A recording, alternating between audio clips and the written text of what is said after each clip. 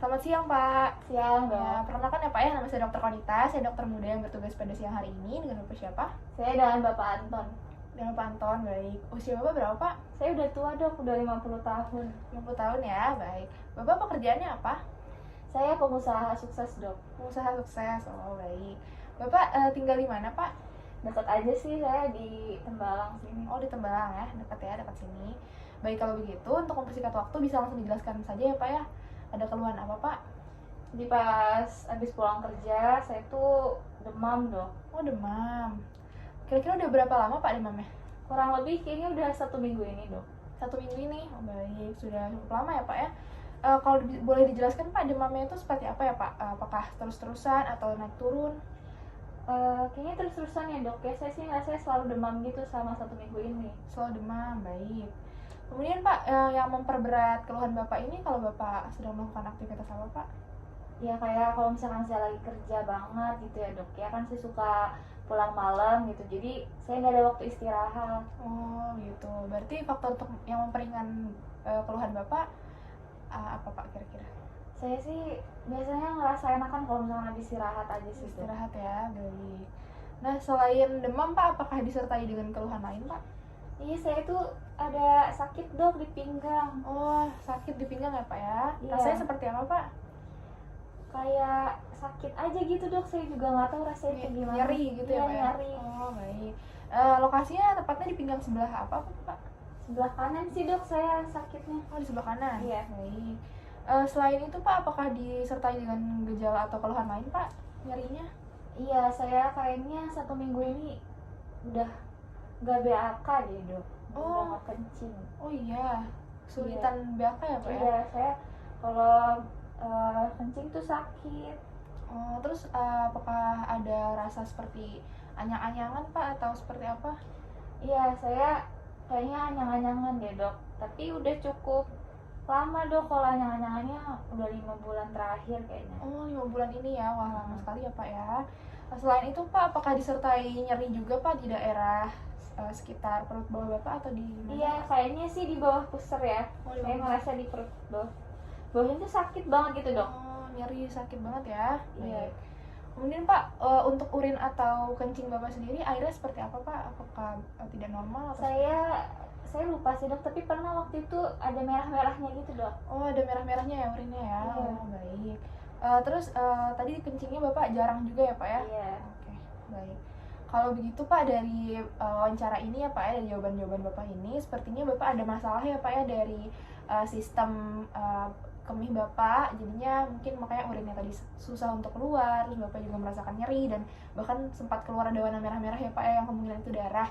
Nah, karena itu Pak, mungkin kita harus melakukan pemeriksaan terlebih dahulu Pak ya. Di sini mungkin kami akan melakukan pemeriksaan fisik Pak, mulai dari menginspeksi, melihat dulu Pak ya daerah sekitar perut bawah Bapak, terutama untuk menilai ginjal yang sangat berhubungan ya Pak ya dengan kencing Bapak tadi.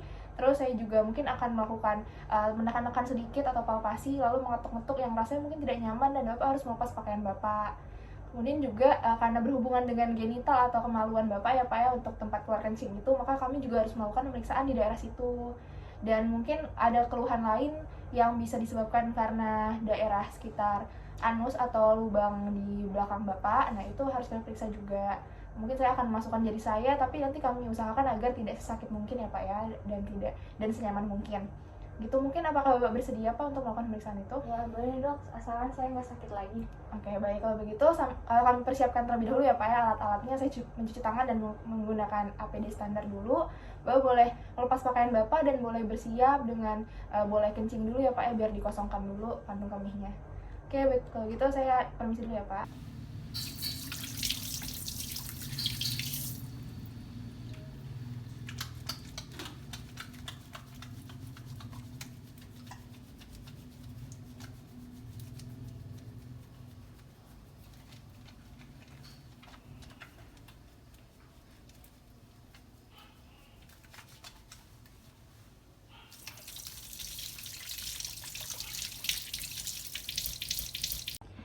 Ya baik Pak. Bapak tadi sudah ya Pak ya udah mengosongkan kandung kemih dengan berkemih dulu sebelumnya. Kemudian Bapak juga sudah melepas pakaian Bapak ya.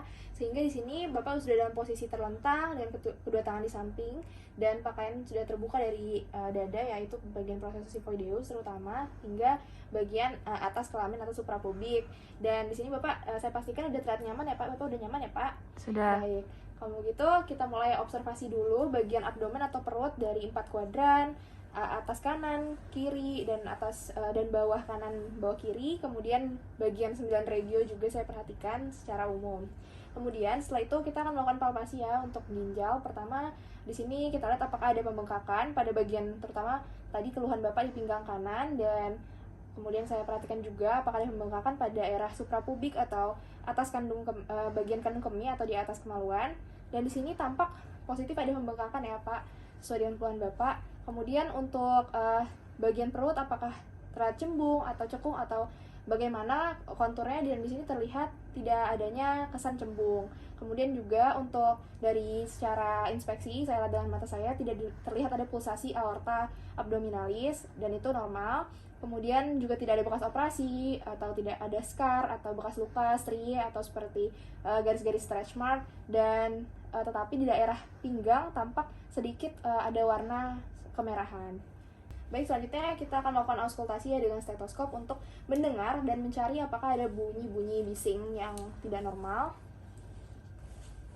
Di sini sebelumnya saya hangatkan dulu, oke Pak ya, biar tidak kaget.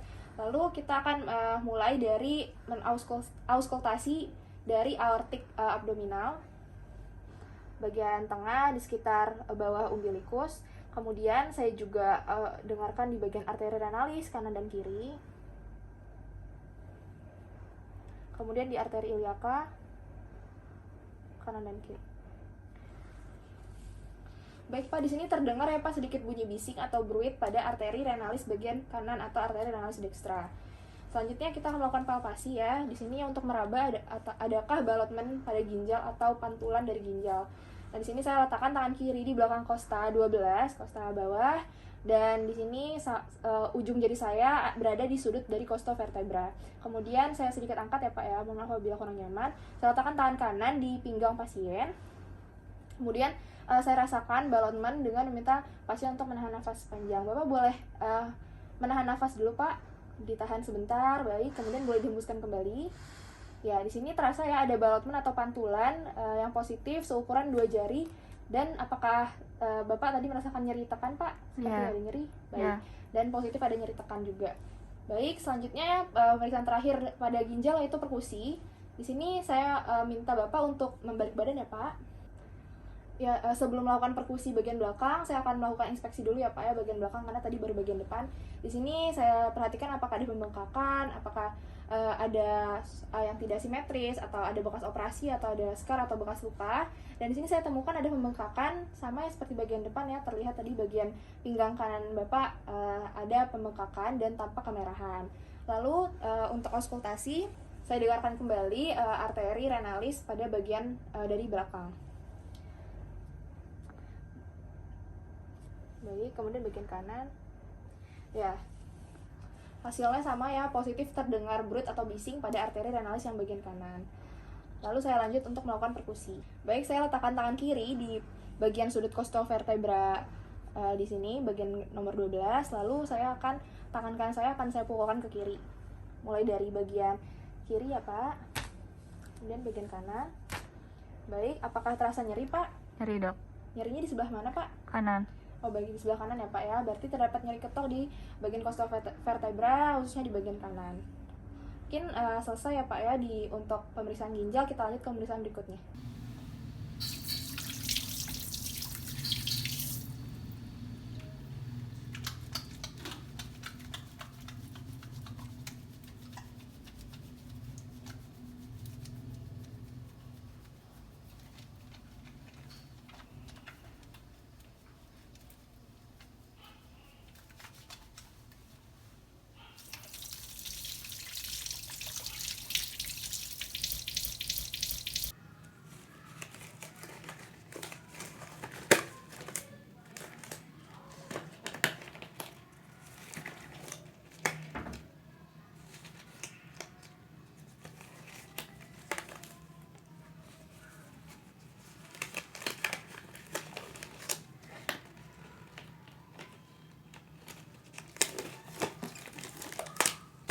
Baik, kita mulai ke pemeriksaan kedua, yaitu pemeriksaan dari urogenital, yaitu bagian kelamin Bapak ya Pak ya. Di sini posisinya sudah supin ya Pak ya, atau terbaring dengan posisi lengan di kanan dan kiri Bapak. Baik, kita langsung saja melakukan inspeksi pada bagian penis terlebih dahulu. Saya perhatikan kondisi kulitnya, lalu saya perhatikan juga apakah ada korde atau kelainan berupa ujung penis itu melengkung. Di sini tampak tidak ada korde, lalu saya perhatikan juga warnanya tampak normal ya, tidak ada kemerahan ataupun pigmentasi abnormal lainnya. Kemudian saya perhatikan apakah ada lesi kulit atau bekas luka atau ada benjolan kecil atau karsinoma, dan di sini tidak ditemukan. Baik, kemudian saya perhatikan pada ujung penis Bapak apakah ada meatal discharge, yaitu berupa sisa-sisa cairan atau darah ataupun purulen atau seperti apakah ada nanah. Lalu saya perhatikan juga ukuran dari penis Bapak apakah sesuai dengan usia Bapak. Kemudian saya perhatikan juga posisi dari meatus uretranya, yaitu lubang kencingnya apakah normal, dan saya perhatikan glans penis, yaitu bagian ujung dari penis, dan bagian prepusiumnya apakah sudah terbuka atau tidak, yang menandakan di sini sudah terbuka, menandakan Bapak sudah mengalami sirkumsisi ya. Baik, kemudian lanjut ke bagian bawahnya, yaitu bagian skrotum. Di sini saya perhatikan ukurannya apakah normal atau tidak. Nah, di sini untuk menentukan ukuran dari skrotum ini normal atau tidak, yaitu dalamnya terutama bagian testis. Di sini saya perhatikan dengan membandingkannya pada orkidometer. Nah, di sini saya raba bagian kanan dan kiri. Di sini tampak kira-kira berukuran 20 mili ya Pak ya, yang menandakan itu normal sesuai dengan usia dewasa. Kemudian posisinya tampak posisi skrotum dan testis kiri itu lebih ke inferior atau lebih bawah dibandingkan kanan, yang menandakan normal. Lalu warna bagian skrotum juga tampak normal, distribusi rambut atau pembagian tumbuh rambutnya itu normal ya, sesuai dengan usia juga, dan tidak ditemukannya ada lesi atau luka ataupun infeksi. Kemudian juga tidak ditemukannya ada perbesaran skrotum atau scrotal swelling, lalu tidak ditemukannya ada hernia, dan tidak tampak ada massa tumor kalau dari secara inspeksi. Dan di sini semuanya normal, mulai dari skrotum dan testisnya. Kita lanjut untuk mempalpasi. Baik, pertama saya akan mempalpasi bagian penis terlebih dahulu. Saya lakukan palpasi di seluruh batang penis dari ventral ke dorsal. Baik, apakah terasa nyeri Pak? Tidak. Tidak ya. Dan di sini juga saya palpasi, saya nilai konsistensinya, dan saya nilai apakah ada jaringan fibrosis dan nyeri tekan. Tadi Bapak tidak merasakan nyeri tekan, dan di sini juga tidak ditemukannya adanya massa. Baik, lanjut ke skrotum dan testis. Saya nilai tadi sudah menilai menggunakan orkidometer, dan saya perhatikan posisi testisnya apakah normal atau tidak, dan tadi sudah normal juga. Lalu bentuknya saya raba di sini. Bentuknya juga normal ya, oval, dan di sini konsistensinya kenyal. Lalu permukaan dari testisnya itu yang dalam skrotum ini juga rata, dan mobilitasnya itu normal ya, dia bisa mobile atau bisa bergerak. Dan apakah di sini Bapak merasakan nyeri Pak saat saya tekan? Tidak. Tidak ya, nyeri tekan juga negatif dan tidak ditemukan ada massa. Lalu pada bagian skrotum ini bisa saya nilai juga vas deferens ya, dan epididymis pada bagian posterolateral testis. Di sini teraba, di mana vas deferens itu seperti untayan benang pintal. Dan apakah terasa nyeri Pak? Tidak. Tidak nyeri ya. Baik, ini juga tidak ditemukannya ada swelling ataupun nodul. Kemudian saya lanjut untuk mempalpasi bagian atas dari kelamin, yaitu suprapubik, bagian vesika urinaria. Di sini saya palpasi, apakah nyeri Pak? Nyeri Dok. Nyeri ya. Nah, di sini normalnya bagian hipogastrika ini atau bagian atas dari kelamin ini normalnya tidak bisa dipalpasi atau tidak bisa diraba bila volumenya itu kurang dari 150 cc. Dan di sini saya teraba, artinya ada distensi atau perbesaran. Kita lanjut untuk perkusi. Baik, saya akan memperkusi bagian vesika urinaria ini. Di sini saya perkusi dari atas simfisis pubis atau atas kemaluan hingga ke arah kranial.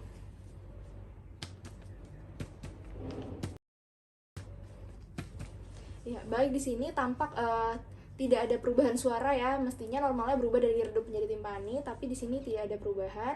Dan di sini tadi juga sudah dirasakan lewat palpasi tadi adanya distensi. Baik, kita bisa lanjut ke pemeriksaan berikutnya. Untuk pemeriksaan urogenital sudah selesai. Baik Pak, kita lanjut ke pemeriksaan berikutnya, yaitu colok dubur. Nah, di sini saya akan izin ya Pak ya, akan masukkan jari saya ke dalam lubang dari anus Bapak. Mohon maaf bila kurang nyaman. Di sini saya pertama akan inspeksi terlebih dahulu. Saya lihat secara keseluruhan di daerah anoperianal ini, di bagian sekitar anus. Dan kulitnya saya perhatikan apakah ada kemerahan, apakah ada bekas luka, apakah ada pembengkakan ataupun ada massa. Dan di sini tampaknya daerahnya tidak terdapat luka dan warnanya juga masih normal semua ya warnanya, tidak ada bekas luka juga. Lalu kita mulai melakukan prosedurnya. Pertama saya akan melumasi telunjuk atau jari kanan saya ini dengan menggunakan pelumas. Baik, saya akan berikan pelumas. Kemudian setelah saya lumasi telunjuk jari kanan saya ini, saya akan masukkan jari saya. Pertama saya minta tolong Bapak untuk mengejan ya Pak. Silahkan Pak, boleh mengejan. Ya, baik, saya masukkan jari saya, masukkan topi palmar jari telunjuk ke dalam anus ini. Lalu pertama saya nilai dari pasien mengejan tadi, saya nilai tonus dari muskulus sphincter ani. Kemudian saya amati juga dari pertama yaitu menilai kanalis analis. Lalu saya dorong masuk lebih ke dalam lagi, saya nilai rektumnya mulai dari dinding rektum, lalu saya nilai mukosa rektum, ampula rektum, dan saya perhatikan di sini apakah pasien merasakan nyeri atau tidak. Bapak nanti kalau nyeri tolong katakan ya Pak ya kalau terasa nyeri. Baik, saya lakukan palpasi berurutan dari lateral kanan, lalu ke posterior, lateral kiri, dan ke anterior. Saya putar jari tangan sehingga dapat mempalpasi bagian permukaan anterior dari vesika urinaria juga. Lalu masuk ke bagian depan lagi yaitu di bagian prostat. Saya palpasi prostat dan saya nilai konsistensinya. Saya nilai juga dari diameternya, dari lateralnya, ukuran prostatnya di sini tampaknya ukurannya normal. Lalu saya nilai juga sulcus medianus, lalu di sini juga terasa ada polus cranialis. Lalu saya perhatikan juga apakah simetris atau tidak prostatnya. Di sini tampak simetris dengan konsistensi kenyal dan permukaannya rata. Lalu tidak ditemukannya adanya nodul. Dan di sini saya tekan bagian prostat apakah terasa nyeri Pak? Tidak ada nyeri ya. Baik, sejauh ini tidak ada nyeri. Baik, dan di sini pada bagian anterior dari vesika urinaria tampaknya seperti ada batu ya Pak.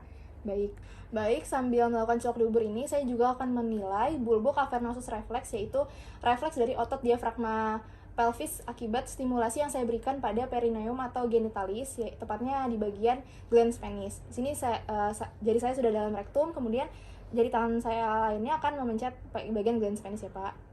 Baik. Nah, di sini terasa ada refleks dari pada bagian otot diafragma pelvisnya, dan di sini jari saya seperti terjepit yang menandakan adanya refleks. Di sini hasilnya refleks positif, artinya normal.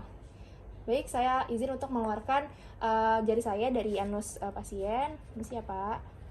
Misalnya sudah selesai, lalu saya perhatikan apakah ada discharge berupa di satu tangan saya, apakah ada discharge berupa darah ataupun mukus ataupun sisa-sisa feses lainnya.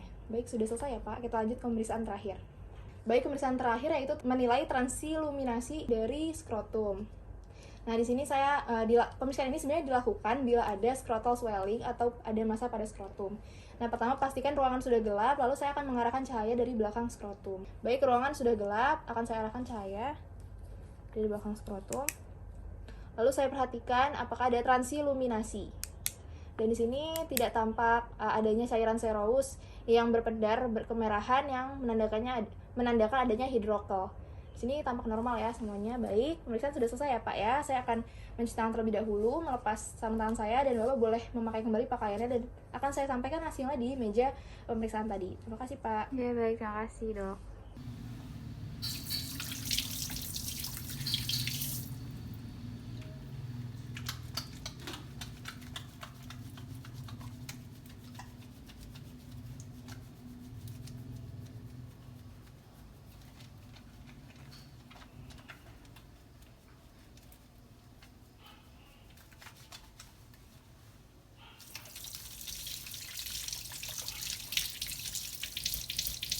Baik Bapak, tadi sudah dilakukan ya Pak ya beberapa rangkaian pemeriksaan. Alhamdulillah tadi berjalan lancar karena Bapak juga kooperatif.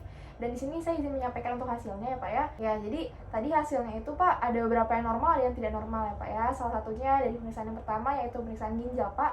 Di sini ada yang masih dalam batas normal, tetapi kami menemukan ya Pak ada pembengkakan pada pinggang kanan Bapak. Jadi pantesan Bapak merasakan nyeri ya Pak ya di bagian pinggang kanan itu, dan ada pembengkakan juga di atas dari kemaluan atau di bawah pusar Bapak, yaitu di daerah suprapubik ya Pak namanya. Nah, kemudian saat saya menggunakan stetoskop juga terdengar ada suara bruit atau suara bising ya Pak ya pada arteri renalis dextra, yaitu arteri yang menghubungkan atau menyuplai darah di ginjal Bapak yang di sebelah kanan. Kemudian saat saya melakukan palpasi atau menekan ya Pak ya pada pemeriksaan abdomen itu, hasilnya positif Pak, di mana ada tekanan balik yang menandakan adanya perbesaran ginjal, yaitu saya merasakannya sekitar seukuran 2 jari saya. Kemudian saat saya perkusi Pak, saya ketuk juga. Di situ Bapak merasakan nyeri ya Pak ya di bagian kanan, artinya ada kelainan atau abnormal pada bagian ginjal kanan Bapak. Kemudian saat saya melakukan pemeriksaan kedua, yaitu di daerah kelamin atau kemaluan Bapak, saya merasakan adanya perbesaran Pak, karena saat saya perkusi tidak terjadi perubahan suara Pak. Jadi suaranya itu tetap redup, yang menandakan kemungkinan adanya massa di dalam vesika urinaria atau di bagian kandung kemih Bapak. Kemudian juga saat saya melakukan pemeriksaan refleks dari penis Bapak, yaitu di bagian bulbo cavernosus, di situ refleksnya positif. Kemudian untuk colok dubur sendiri masih dalam batas normal, dari mulai prostat, kemudian tonus sphincternya atau otot sekitar dubur Bapak itu masih normal semua, dan tidak ditemukan juga nyeri tekan ya Pak ya. Nah, tapi saat saya melakukan pemeriksaan colok dubur tadi, ditemukannya ada teraba seperti ada batu ya Pak ya di kandung kemih Bapak. Nah, jadinya dari kesimpulan dari hasil pemeriksaan tersebut Pak, ada kemungkinan Bapak diindikasikan mengalami penyakit yang namanya vesikolitiasis. Vesikolitiasis itu artinya ada batu Pak di kandung kemih Bapak. Cuman untuk lokasi dan besarnya sebesar apa kami belum yakin. Nah, ini bisa disebabkan karena adanya batu ginjal Pak, batu di kandung kemih Bapak itu. Karena Bapak juga merasakan nyeri di pinggang kanan ya Pak ya, tepatnya di lokasi ginjal kanan Bapak. Oleh karena itu Pak, untuk mengetahui lebih pastinya lagi penyebabnya, kemudian lokasi batu dan berapa ukuran batunya, kami akan melakukan rujuk ya Pak ya. Saya akan rujuk ke bagian radiologi untuk di pemeriksaan radiografi. Kemudian juga saya rujuk juga untuk melakukan pemeriksaan lab ya Pak, karena tadi Bapak di wawancara sebelumnya mengatakan bahwa Bapak ada darah ya Pak ya di kencing atau air seni Bapak. Kemudian untuk itu Pak, saat ini mungkin kami hanya bisa memberikan obat nyeri ya, anti nyeri ya Pak ya, biar Bapak tidak menderita lebih lama lagi merasakan nyeri tadi. Nanti untuk obat lainnya kami harus menunggu dari hasil pemeriksaan terlebih dahulu agar mendapatkan penanganan yang tepat. Apakah Bapak bersedia Pak sebelumnya untuk dirujuk? Iya, boleh dok. Boleh ya. Baik, kalau gitu nanti saya akan siapkan surat rujuknya, kemudian nanti Bapak boleh melakukan pemeriksaan berikutnya untuk mengetahui diagnosis lebih pastinya lagi. Baik Pak, mungkin itu saja ya Pak yang bisa saya sampaikan. Apakah ada pertanyaan Pak? Sudah cukup dok. Sudah cukup ya. Baik, apakah ada yang ingin disampaikan kembali Pak? Sudah cukup. Sudah cukup ya. Baik, mungkin untuk saat ini saya sampaikan ke Bapak untuk menjaga pola tidur Bapak ya Pak ya, banyak istirahat, terus makan juga ya Pak ya yang teratur, gizinya diperhatikan agar seimbang. Kemudian jangan lupa untuk mengonsumsi air putih yang cukup ya Pak ya, jangan banyak minum minuman manis atau kopi-kopian, itu dihindari dulu. Dan untuk rokok juga dihindari ya Pak ya kalau Bapak merokok. Mungkin itu saja Pak yang ingin saya sampaikan. Terima kasih ya Pak, semoga lekas sembuh.